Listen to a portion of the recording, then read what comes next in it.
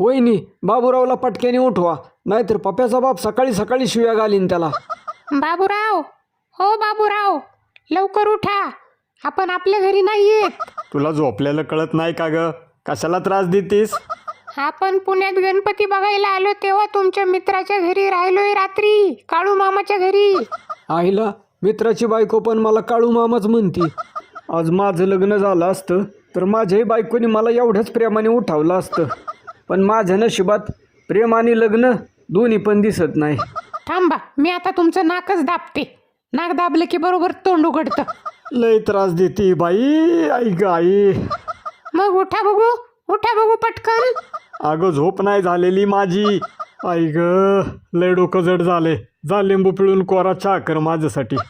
अहो तुम्हाला काही लाज आहे का? आपण आपल्या घरी नाही, काळू मामाच्या घरी. लोकाच्या घरी कवर उतानं पडायचं, अजून उठायचं बघा.